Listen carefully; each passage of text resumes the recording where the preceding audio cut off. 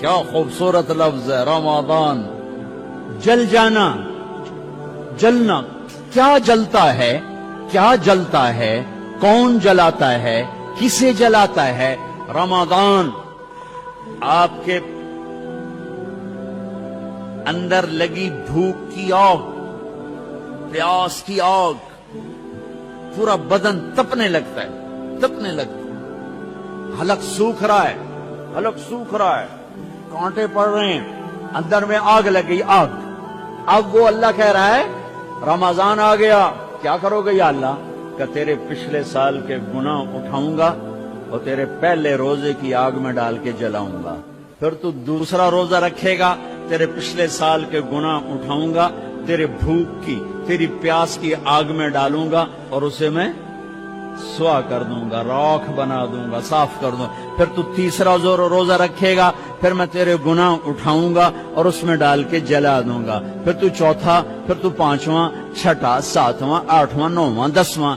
تو جیسے جیسے روزے رکھتا جائے گا میں تیرے پچھلے گناہ اٹھا کے تیری بھوک پیاس کی آگ میں ڈال کے جلاتا جاؤں گا، جلاتا جاؤں گا. 29ویں روزے تیرے پچھلے سال کے جتنے گناہ ہیں، 330 دنوں کے، 335 دنوں کے تیرے جتنے گناہ ہیں سارے اٹھا کر اس روزے کی آگ میں جلا کے تمہیں پاک صاف کر کے معصوم بنا دوں گا. معصوم کا کیا مطلب؟ کہ پچھلے تیرے سارے معاف ہو گئے. وہ معصوم نہیں جو انبیاء کے لیے ہے، سب معاف، دھو دیا، دھو. جیسے بچہ مٹی میں کھیلتا جا رہا ہے، مٹی میں، کیچڑ میں، پانی میں، گندگی میں، وہ کچڑی بن جاتا ہے، سارا کپڑے بھی گندے، منہ بھی گندا، ہاتھ بھی گندے.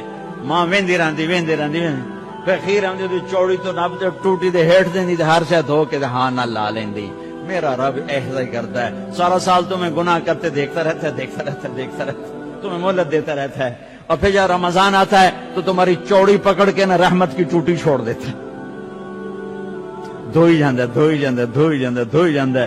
تمہارے گرمی روز بھوک اور پیاس کی گرمی میں تمہارے گناہ جلاتے یہاں تک کہ 29 کی رات تمہیں پاک صاف کر کے اپنی رحمت کی گود میں لے لیتا ہے، اپنی رحمت کی چھاؤں میں لے لیتا ہے، اپنی عافیت کی چھاؤں میں لے لیتا ہے. اور 29 کی رات اعلان کرتا ہے فرشتوں، رات کی نماز تراویح اور دن کا روزہ میرے بندوں نے پورا کیا، تم گوار ہو، میں نے سب کو معاف کر دیا، میں نے سب